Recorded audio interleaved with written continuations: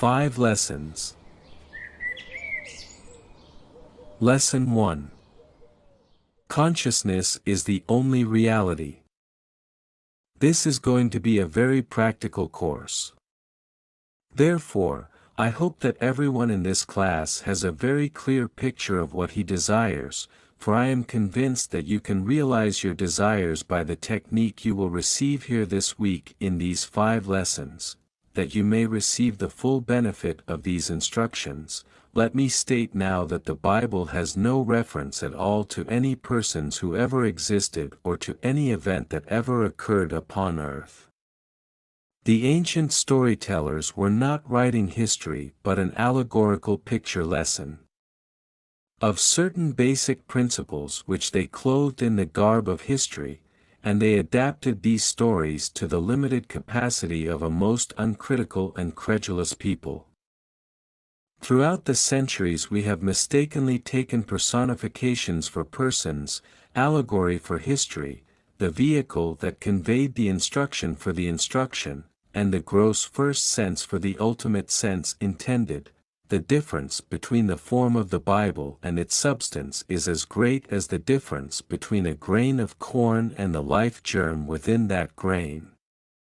As our assimilative organs discriminate between food that can be built into our system and food that must be discarded, so do our awakened intuitive faculties discover beneath allegory in parable, the psychological life germ of the Bible, and, feeding on this, we, too, cast off the form which conveyed the message. The argument against the historicity of the Bible is too lengthy, consequently, it is not suitable for inclusion in this practical psychological interpretation of its stories. Therefore, I will waste no time in trying to convince you that the Bible is not an historical fact. Tonight I will take 4 stories and show you what the ancient storytellers intended that you and I should see in these stories. The ancient teachers attached psychological truths to phallic and solar allegories. They did not know as much of the physical structure of man as do modern scientists, neither did they know as much about the heavens as do our modern astronomers. But the little they did know they used wisely, and they built phallic and solar frames to which they tied the great psychological truths that they had discovered. In the Old Testament you will find much of the phallic worship. Because it is not helpful, I am not going to emphasize it. I shall only show you how to interpret it. Before we come to the first of the psychological dramas that you and I may use in a practical sense, let me state the 2 outstanding names of the Bible, the one you and I translate as God or Jehovah, and the one we call His Son, which we have as Jesus. The ancients spelled these names by using little symbols. The ancient tongue, called the Hebraic language, was not a tongue that you exploded with the breath. It was a mystical language never uttered by man. Those who understood it as mathematicians understand symbols of higher mathematics. It is not something people used to convey thought as I now use the English language. They said that God's name was spelled, Jodhevau he. I shall take these symbols and in our normal, down-to-earth language, explain them in this manner. The first letter, Jod in the name God, is a hand or a seed, not just a hand, but the hand of the director. If there is one organ of man that discriminates and sets him apart from the entire world of creation, it is his hand. What we call a hand in the anthropoid ape is not a hand. It is used only for the purpose of conveying food to the mouth, or to swing from branch to branch. Man's hand fashions, it molds. You cannot really express yourself without the hand. This is the builder's hand, the hand of the director. It directs, and molds, and builds within your world. The ancient storytellers called the first letter Jod, the hand, or the absolute seed out of which the whole of creation will come. To the second letter, he, they gave the symbol of a window. A window is an eye, the window is to the house what the eye is to the body. The third letter, vau, they called a nail. A nail is used for the purpose of binding things together. The conjunction and in the Hebraic tongue is simply the third letter, or vau. If I want to say man and woman, I put the vau in the middle, it binds them together. The fourth and last letter, he, is another window or eye. In this modern, down-to-earth language of ours, you can forget eyes and windows and hands and look at it in this manner. You are seated here now. This first letter, Jod, is your I amness, your awareness. You are aware of being aware, that is the first letter. Out of this awareness all states of awareness come. The second letter, he, called an I, is your imagination, your ability to perceive. You imagine or perceive something which seems to be other than self. As though you were lost in reverie and contemplated mental states in a detached manner, making the thinker and his thoughts separate entities. The third letter, vau, is your ability to feel you are that which you desire to be. As you feel you are it, you become aware of being it. To walk as though you were what you want to be is to take your desire out of the imaginary world and put the vau upon it. You have completed the drama of creation. I am aware of something. Then I become aware of actually being that of which I was aware. The fourth and last letter in the name of God is another he, another I, meaning the visible objective world which constantly bears witness of that which I am conscious of being. You do nothing about the objective world, it always molds itself in harmony with that which you are conscious of being. You are told this is the name by which all things are made, and without it there is nothing made that is made. The name is simply what you have now as you are seated here. You are conscious of being, aren't you? Certainly you are. You are also conscious of something that is other than yourself, the room, the furniture, the people. You may become selective now. Maybe you do not want to be other than what you are, or to own what you see. But you have the capacity to feel what it would be like were you now other than what you are. As you assume that you are that which you want to be, you have completed the name of God or the Jod he vau he.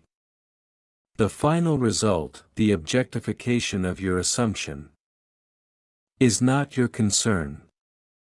It will come into view automatically as you assume the consciousness of being it. Now let us turn to the Son's name, for he gives the Son dominion over the world. You are that Son, you are the great Joshua, or Jesus, of the Bible. You know the name Joshua or Jehoshua we have anglicized as Jesus. The Son's name is almost like the Father's name. The first three letters of the Father's name are the first three letters of the Son's name, Jod he vau, then you add a shin and an ayin, making the Son's name read, Jod he vau shin ayin. You have heard what the first three are, Jod he vau. Jod means that you are aware, he means that you are aware of something, and vau means that you became aware of being that of which you were aware. You have dominion because you have the ability to conceive and to become that which you conceive. That is the power of creation, but why is a shin put in the name of the Son? Because of the infinite mercy of our Father. Mind you, the Father and the Son are one. But when the Father becomes conscious of being man, he puts within the condition called man that which he did not give unto himself. He puts a shin for this purpose, A shin is symbolized as a tooth is that which consumes. That which devours. I must have within me the power to consume that which I now dislike. I, in my ignorance, brought to birth certain things I now dislike and would like to leave behind me. Were there not within me the flames that would consume it, I would be condemned forever to live in a world of all my mistakes. But there is a shin, or flame, within the name of the sun, which allows that sun to become detached from states he formerly expressed within the world. Man is incapable of seeing other than the contents of his own consciousness. If I now become detached in consciousness from this room by turning my attention away from it, then, I am no longer conscious of it. There is something in me that devours it within me. It can only live within my objective world if I keep it alive within my consciousness. It is the shin, or a tooth, in the Son's name that gives him absolute dominion. Why could it not have been in the Father's name? For this simple reason, nothing can cease to be in the Father.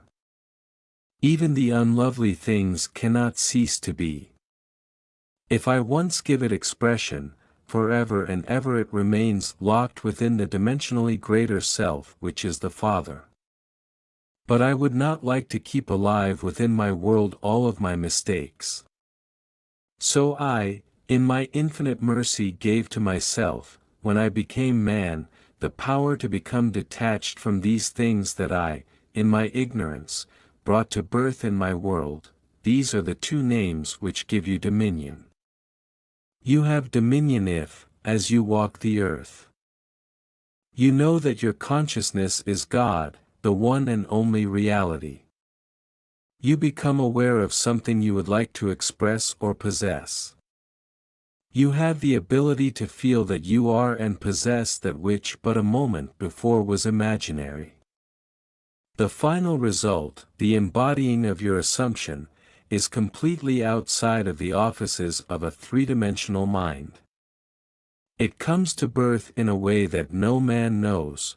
If these two names are clear in your mind's eye, you will see that they are your eternal names. As you sit here, you are this Jod he Vau he, you are the Jod he Vau shin Ayin. The stories of the Bible concern themselves exclusively with the power of imagination. They are really dramatizations of the technique of prayer. For prayer is the secret of changing the future. The Bible reveals the key by which man enters a dimensionally larger world for the purpose of changing the conditions of the lesser world in which he lives. A prayer granted implies that something is done in consequence of the prayer, which otherwise would not have been done. Therefore, man is the spring of action, the directing mind, and the one who grants the prayer.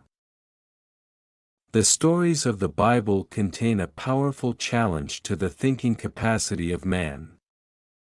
The underlying truth that they are psychological dramas and not historical facts demands reiteration, inasmuch as it is the only justification for the stories. With a little imagination we may easily trace the psychological sense in all the stories of the Bible.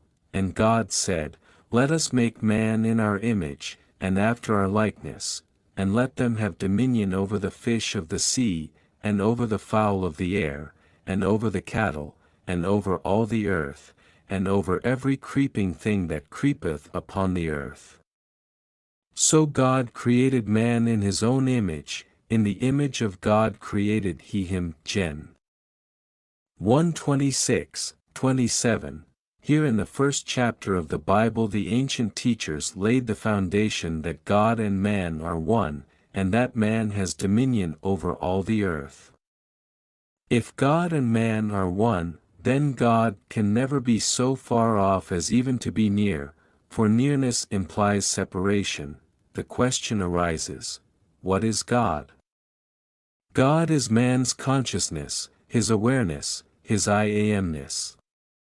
The drama of life is a psychological one in which we bring circumstances to pass by our attitudes rather than by our acts.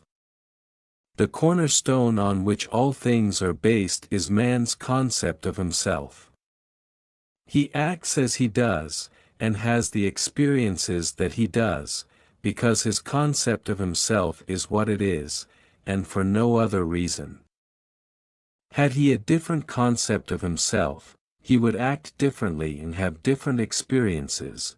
Man, by assuming the feeling of his wish fulfilled, alters his future in harmony with his assumption, for assumptions, though false, if sustained, will harden into fact. The undisciplined mind finds it difficult to assume a state which is denied by the senses. But the ancient teachers discovered that sleep, or a state akin to sleep, aided man in making his assumption. Therefore, they dramatized the first creative act of man as one in which man was in a profound sleep. This not only sets the pattern for all future creative acts, but shows us that man has but one substance that is truly his to use in creating his world, and that is himself, and the Lord God, man, caused a deep sleep to fall upon Adam, and he slept, and he took one of his ribs, and closed up the flesh instead thereof, and the rib, which the Lord God had taken from man, made he a woman. Genesis 2 verses 21 and 22. Before God fashions this woman for man, he brings unto Adam the beasts of the field, and the fowls of the air, and has Adam name them. Whatsoever Adam called every living creature, that was the name thereof.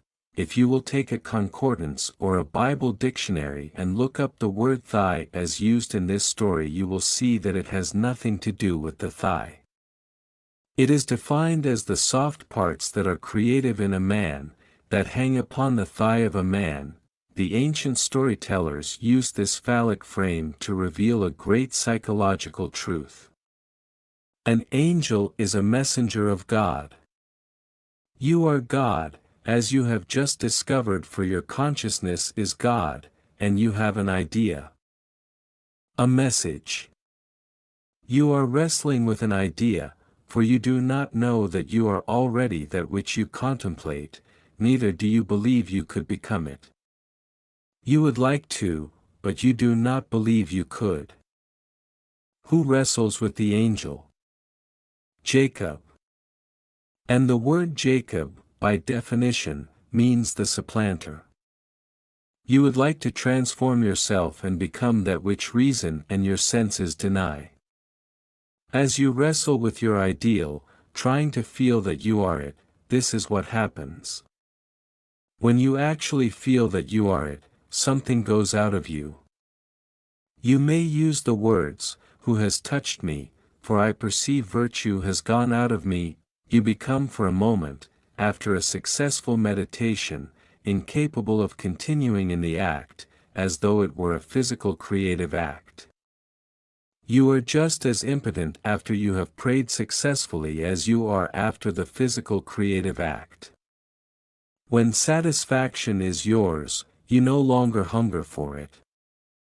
If the hunger persists, you did not explode the idea within you, you did not actually succeed in becoming conscious of being that which you wanted to be. There was still that thirst when you came out of the deep. If I can feel that I am that which but a few seconds ago I knew I was not, but desired to be, then I am no longer hungry to be it. I am no longer thirsty because I feel satisfied in that state. Then something shrinks within me, not physically but in my feeling, in my consciousness, for that is the creativeness of man. He so shrinks in desire, he loses the desire to continue in this meditation. He does not halt physically, he simply has no desire to continue the meditative act. When you pray, believe that you have received, and you shall receive. When the physical creative act is completed, the sinew which is upon the hollow of man's thigh shrinks, and man finds himself impotent or is halted. In like manner, when a man prays successfully, he believes that he is already that which he desired to be, therefore he cannot continue desiring to be that which he is already conscious of being. At the moment of satisfaction, physical and psychological, something goes out which in time bears witness to man's creative power. Our next story is in the 38th chapter of the book of Genesis. Here is a king whose name is Judah, the first three letters of whose name also begins Jodhvau. Tamar is his daughter-in-law. The word Tamar means a palm tree or the most beautiful, the most comely. She is gracious and beautiful to look on and is called a palm tree. A tall, stately palm tree blossoms even in the desert. Wherever it is there is an oasis. When you see the palm tree in the desert, there will be found what you seek most in that parched land. There is nothing more desirable to a man moving across a desert than the sight of a palm tree. In our case, to be practical, our objective is the palm tree. That is the stately, beautiful one that we seek. Whatever it is that you and I want, what we truly desire, is personified in the story as Tamar the Beautiful. We are told she dresses herself in the veils of a harlot and sits in the public place. Her father-in-law, King Judah, comes by, and he is so in love with this one who is veiled that he offers her a kid to be intimate with her. She said, "What will you give me as a pledge that you will give me a kid?" Looking around he said, "What do you want me to give as a pledge?" She answered, "Give me your ring, give me your bracelets, and give me your staff." Whereupon, he took from his hand the ring, and the bracelet, and gave them to her along with his scepter. And he went in unto her and knew her, and she bore him a son. That is the story. Now for the interpretation. Man has one gift that is truly his to give, and that is himself. He has no other gift, as told you in the very first creative act of Adam begetting the woman out of himself. There was no other substance in the world but himself with which he could fashion the object of his desire. In like manner Judah had but one gift that was truly his to give, himself, as the ring, the bracelets and the staff symbolized, for these were the symbols of his kingship. Man offers that which is not himself, but life demands that he give the one thing that symbolizes himself. Give me your ring, give me your bracelet, give me your scepter. These make the king. When he gives them he gives of himself. You are the great King Judah. Before you can know your Tamar and make her bear your likeness in the world, you must go in unto her and give of self. Suppose I want security. I cannot get it by knowing people who have it. I cannot get it by pulling strings. I must become conscious of being secure. Let us say I want to be healthy. Pills will not do it. Diet or climate will not do it. I must become conscious of being healthy by assuming the feeling of being healthy. Perhaps I want to be lifted up in this world. Merely looking at kings and presidents and noble people and living in their reflection will not make me dignified. I must become conscious of being noble and dignified and walk as though I were that which I now want to be. When I walk in that light I give of myself to the image that haunted my mind, and in time she bears me a child, which means I objectify a world in harmony with that which I am conscious of being. You are King Judah and you are also Tamar. When you become conscious of being that which you want to be, you are Tamar. Then you crystallize your desire within the world round about you, no matter what stories you read in the Bible. No matter how many characters these ancient storytellers introduced into the drama, there is one thing you and I must always bear in mind: they all take place within the mind of the individual man. All the characters live in the mind of the individual man. As you read the story, make it fit the pattern of self. Know that your consciousness is the only reality. Then know what you want to be. Then assume the feeling of being that which you want to be, and remain faithful to your assumption, living and acting on your conviction. Always make it fit that pattern. Our third interpretation is the story of Isaac and his two sons, Esau and Jacob. The picture is drawn of a blind man being deceived by his second son into giving him the blessing which belonged to his first son.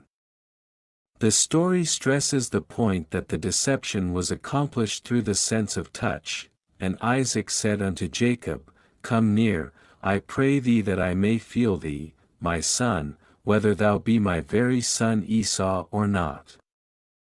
And Jacob went near unto Isaac his father, and he felt him.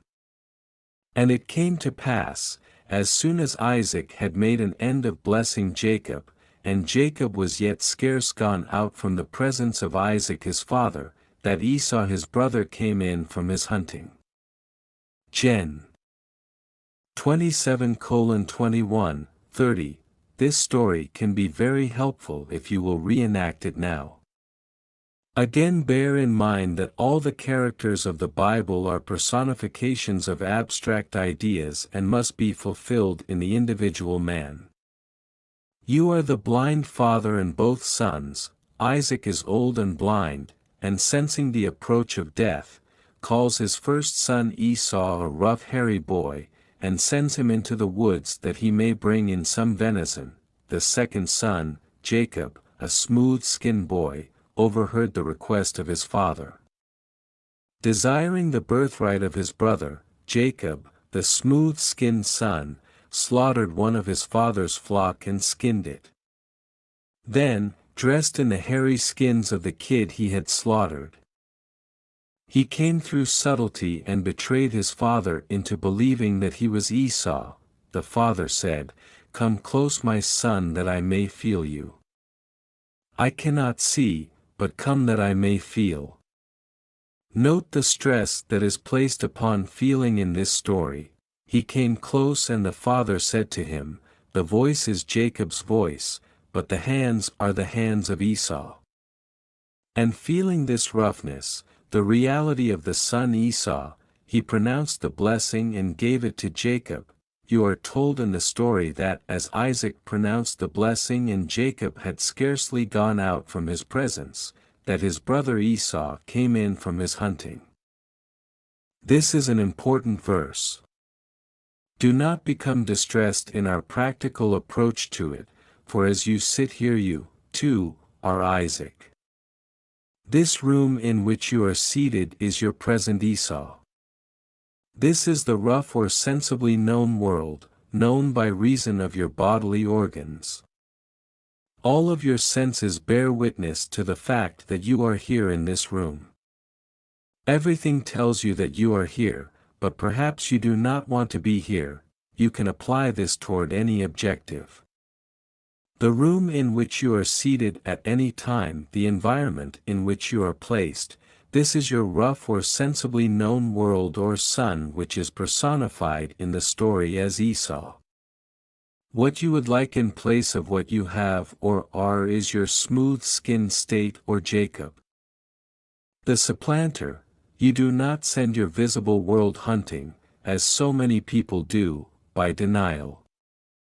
By saying it does not exist, you make it all the more real. Instead, you simply remove your attention from the region of sensation which at this moment is the room round about you, and you concentrate your attention on that which you want to put in its place, that which you want to make real. In concentrating on your objective, the secret is to bring it here. You must make elsewhere here, and then now imagine that your objective is so close that you can feel it. Suppose at this very moment I want a piano here in this room. To see a piano in my mind's eye existing elsewhere does not do it. But to visualize it in this room as though it were here and to put my mental hand upon the piano and to feel it solidly real, is to take that subjective state personified as my second son Jacob and bring it so close that I can feel it. Isaac is called a blind man. You are blind because you do not see your objective with your bodily organs, you cannot see it with your objective senses. You only perceive it with your mind, but you bring it so close that you can feel it as though it were solidly real now. When this is done and you lose yourself in its reality and feel it to be real, open your eyes. When you open your eyes, what happens? The room that you had shut out but a moment ago returns from the hunt. You no sooner gave the blessing, felt the imaginary state to be real, than the objective world, which seemingly was unreal, returns. It does not speak to you with words as recorded of Esau, but the very room round about you tells you by its presence that you have been self-deceived. It tells you that when you lost yourself in contemplation, feeling that you were now what you wanted to be, feeling that you now possess what you desire to possess, that you were simply deceiving self. Look at this room. It denies that you are elsewhere. If you know the law, you now say, even though your brother came through subtlety and betrayed me and took your birthright, I gave him your blessing and I cannot retract. In other words, you remain faithful to this subjective reality and you do not take back from it the power of birth. You gave it the right of birth and it is going to become objective within this world of yours. There is no room in this limited space of yours for two things to occupy the same space at the same time. By making the subjective real, it resurrects itself within your world. Take the idea that you want to embody, and assume that you are already it. Lose yourself in feeling this assumption is solidly real. As you give it this sense of reality, you have given it the blessing which belongs to the objective world, and you do not have to aid its birth any more than you have to aid the birth of a child or a seed you plant in the ground. The seed you plant grows unaided by a man, for it contains within itself all the power and all the plans necessary for self-expression. You can this night reenact the drama of Isaac blessing his second son and see what happens in the immediate future in your world. Your present environment vanishes, all the circumstances of life change and make way for the coming of that to which you have given your life. As you walk, knowing that you are what you want it to be, you objectify it without the assistance of another. The fourth story for tonight is taken from the last of the books attributed to Moses. If you need proof that Moses did not write it, read the story carefully. It is found in the 34th chapter of the book of Deuteronomy. Ask any priest or rabbi, who is the author of this book, and they will tell you that Moses wrote it. In the 34th chapter of Deuteronomy you will read of a man writing his own obituary, that is, Moses wrote this chapter.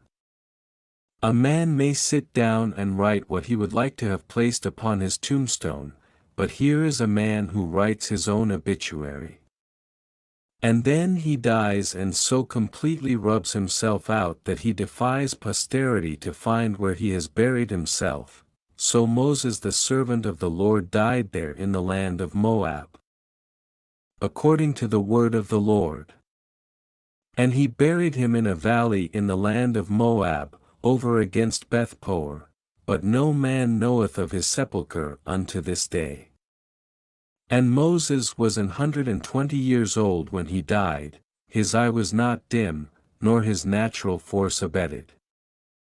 Deuteronomy 34:5, 6, 7, You must this night, not tomorrow, learn the technique of writing your own obituary and so completely die to what you are that no man in this world can tell you where you buried the old man.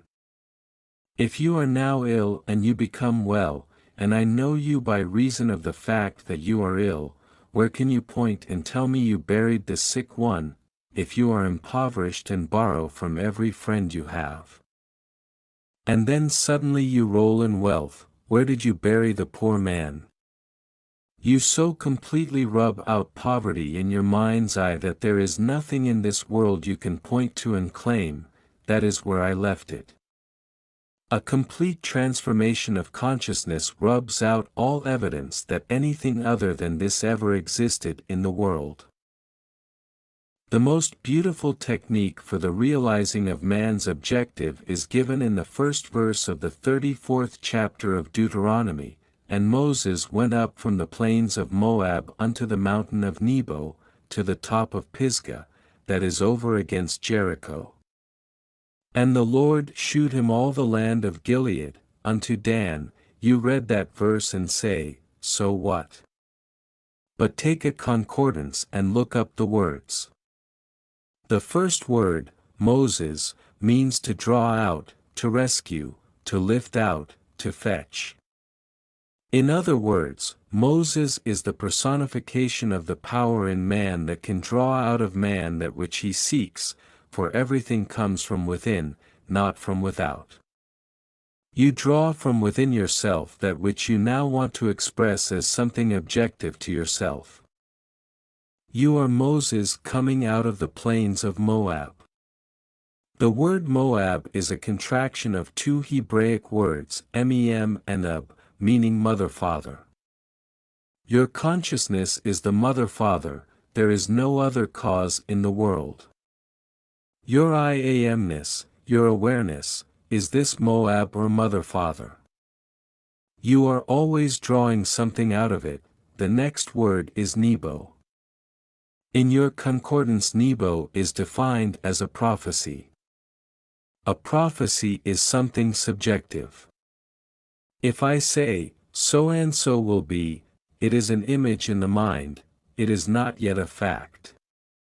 We must wait and either prove or disprove this prophecy. In our language, Nebo is your wish, your desire. It is called a mountain because it is something that appears difficult to ascend and is therefore seemingly impossible of realization. A mountain is something bigger than you are, it towers over you.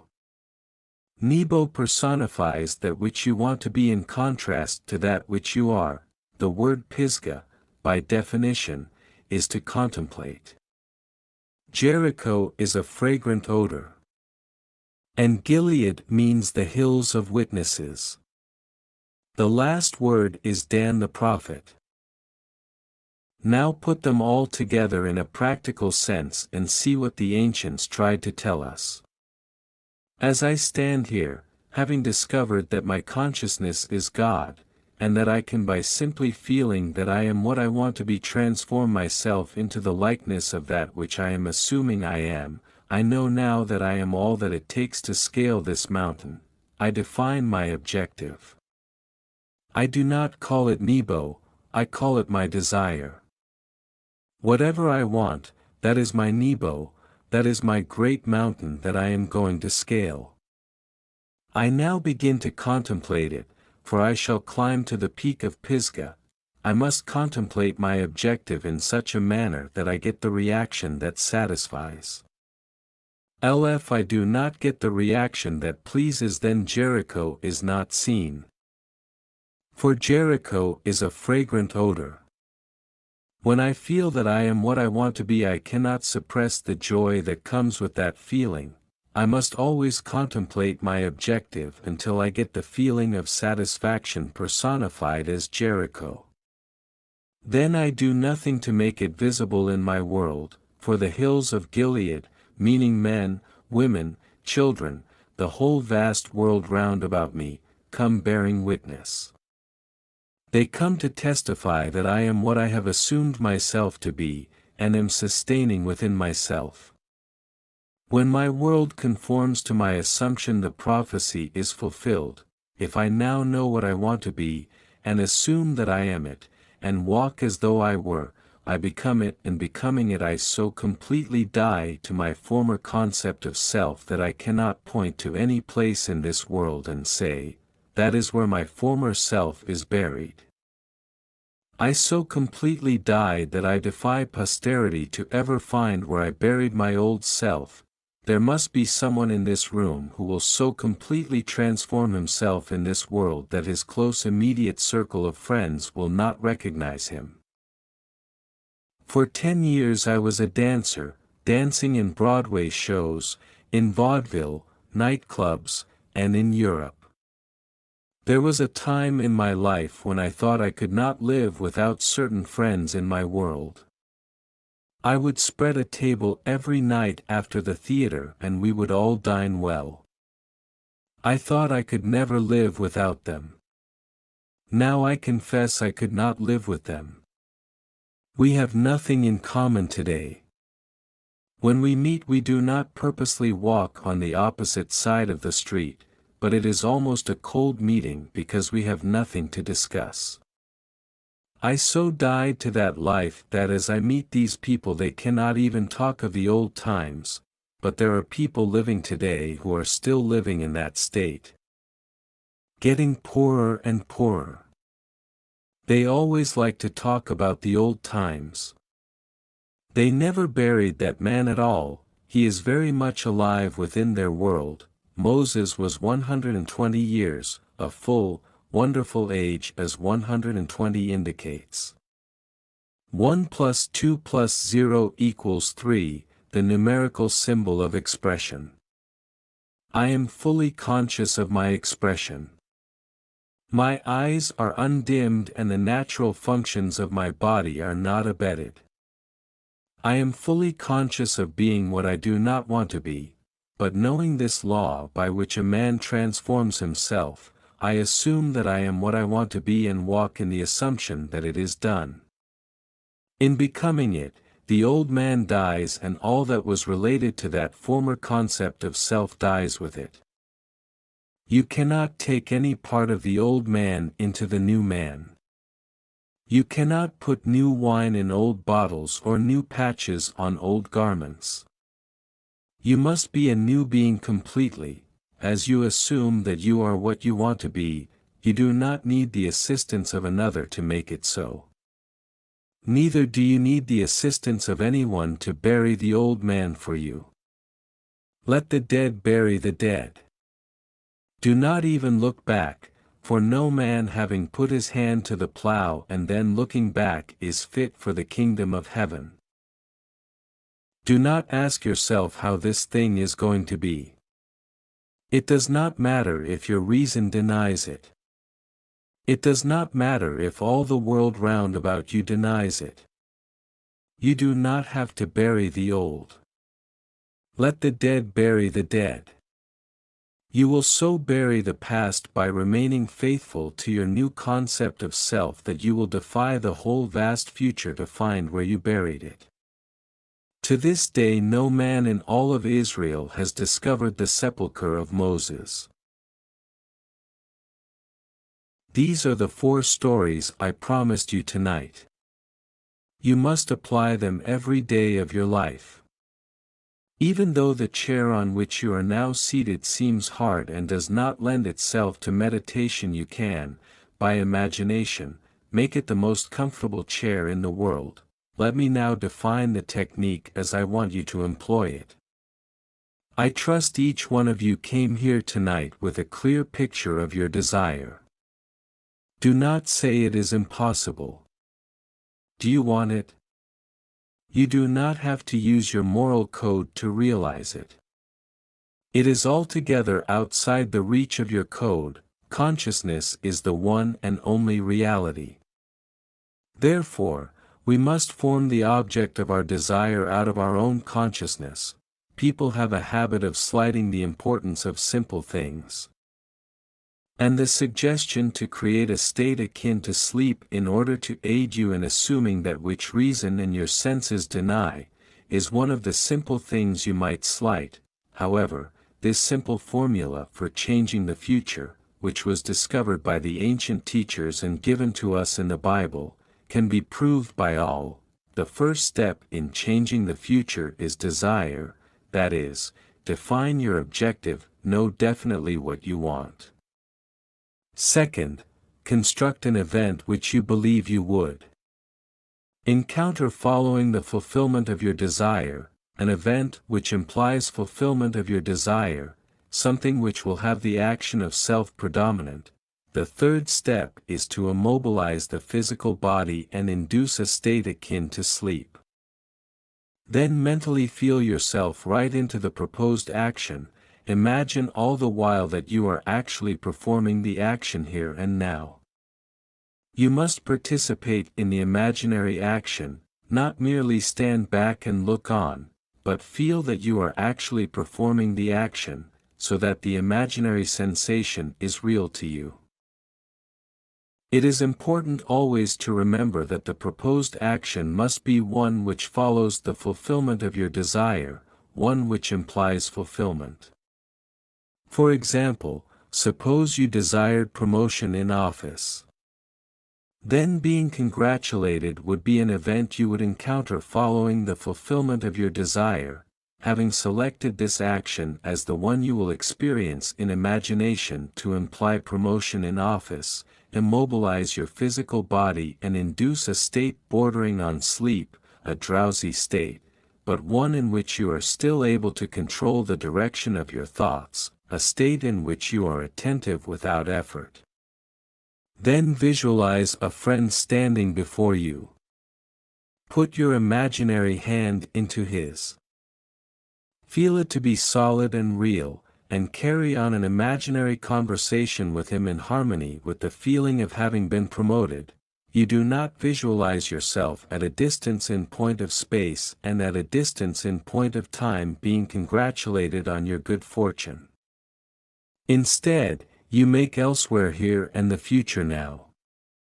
The difference between feeling yourself in action, here and now, and visualizing yourself in action, as though you were on a motion picture screen, is the difference between success and failure. The difference will be appreciated if you will now visualize yourself climbing a ladder. Then, with eyelids closed, imagine that a ladder is right in front of you and feel yourself actually climbing it.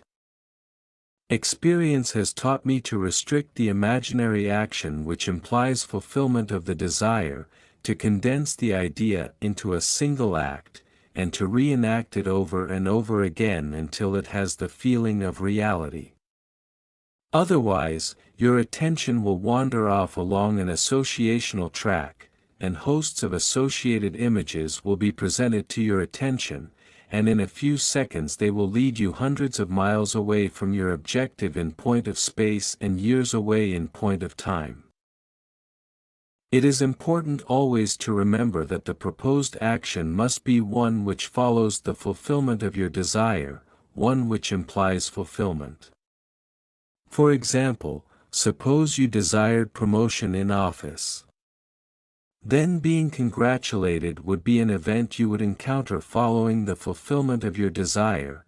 Having selected this action as the one you will experience in imagination to imply promotion in office, immobilize your physical body and induce a state bordering on sleep, a drowsy state, but one in which you are still able to control the direction of your thoughts, a state in which you are attentive without effort. Then visualize a friend standing before you. Put your imaginary hand into his. Feel it to be solid and real, and carry on an imaginary conversation with him in harmony with the feeling of having been promoted. You do not visualize yourself at a distance in point of space and at a distance in point of time being congratulated on your good fortune. Instead, you make elsewhere here and the future now. The difference between feeling yourself in action, here and now, and visualizing yourself in action, as though you were on a motion picture screen, is the difference between success and failure. the difference will be appreciated if you will now visualize yourself climbing a ladder. Then, with eyelids closed, imagine that a ladder is right in front of you and feel yourself actually climbing it. Experience has taught me to restrict the imaginary action which implies fulfillment of the desire, to condense the idea into a single act, and to reenact it over and over again until it has the feeling of reality. Otherwise, your attention will wander off along an associational track, and hosts of associated images will be presented to your attention, and in a few seconds they will lead you hundreds of miles away from your objective in point of space and years away in point of time. With your eyes closed and your physical body immobilized, induce a state akin to sleep and enter into the action as though you were an actor playing the part. Experience in imagination what you would experience in the flesh were you now in possession of your objective. Make elsewhere here and then now. And the greater you, using a larger focus, will use all means, and call them good, which tend toward the production of that which you have assumed, you are relieved of all responsibility to make it so, because as you imagine and feel that it is so, your dimensionally larger self determines the means. Do not think for one moment that someone is going to be injured in order to make it so. Or that someone is going to be disappointed. It is still not your concern. I must drive this home. Too many of us, schooled in different walks of life, are so concerned about the other. You ask, if I get what I want, will it not imply injury to another? There are ways you know not of, so do not be concerned. Close your eyes now, because we are going to be in a long silence. Soon you will become so lost in contemplation, feeling that you are what you want to be, that you will be totally unconscious of the fact that you are in this room with others. You will receive a shock when you open your eyes and discover we are here.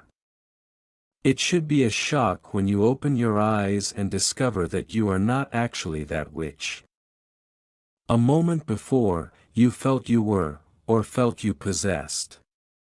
Now we will go into the deep.